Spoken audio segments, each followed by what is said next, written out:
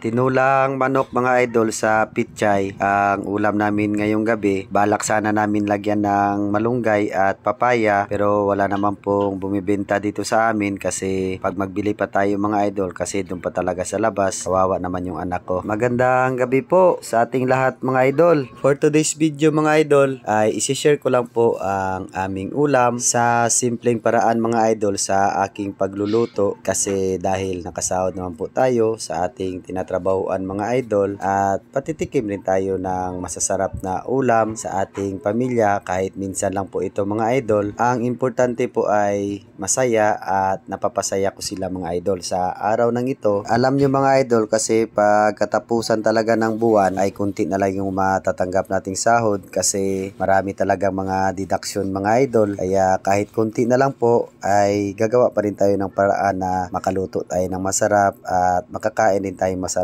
mga idol. Ginayad ko na lang po yan mga idol ng ganun kalaki kasi tinipid ko na rin kasi tipid-tipiran rin ang sahod natin natatanggap mga idol. Basta katapusan ng buwan.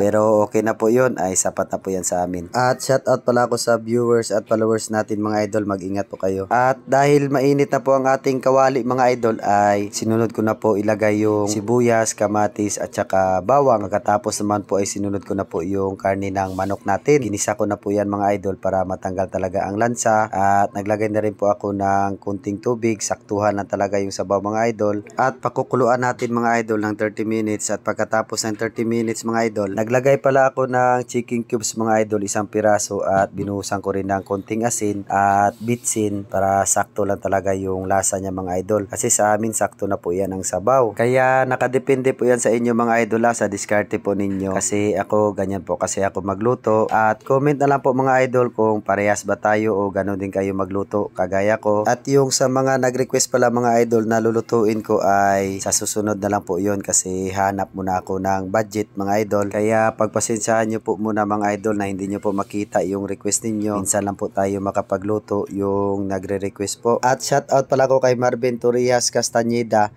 na nagbigay sa atin ng biyaya mga idol. At shoutout din kay Alan Sanodan Kumisas from Santa Barbara, Zamboanga City. Shoutout idol. At shoutout din kay Ma'am Amy Villanueva, Jacob Rizada, Eliseo Abacan.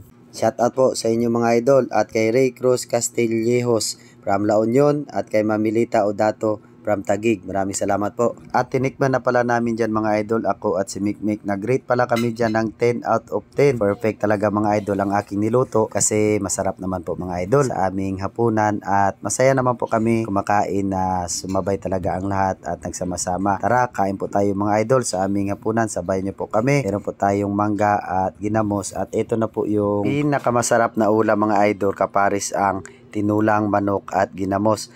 Pero mas masarap pa talaga ito mga idol pag native na manok ang ating lulutuin. Kasi hindi naman po tayo makapagbili ng ganun mga idol. Kasi sa sobrang mahal po yung kilo dito sa amin. Okay lang po sana kung may kapitbahay tayo nagbibenta ng native na manok kasi mura yon. Baka sa susunod na lang po mga idol makapagluto tayo ng ganun native na manok. Baka mayroong mabuting puso dyan mga idol na gusto mag-sponsor sa ating native na manok. Ay willing naman po ako tatanggap.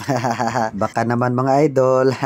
Tayo na lang po dyan ang kumain mga idol kasi kanina nauna na sila kumain kasi nakulang talaga yung kanin namin. Kaya yung kanina nakita nyo po na nagsaing ulit yung anak ko para po yun sa atin mga idol. At salamat naman po kasi naubos ko naman po yung isang basong sinaing niya mga idol kasi naparami talaga ang kain ko sa sobrang sarap ng aming ulam ngayong gabi mga idol. At kung nakaabot ka sa part ng video na to mga idol ay pwede mo rin to i-follow ang ating page at i-share ang ating video mga idol. At huwag kalimutan mag-iwan ng comment para malaman natin kung saang lugar umabot yung video natin mga idol. Maraming salamat po sa panonood. Ingat ko kayo palagi at God bless po sa inyong lahat mga idol.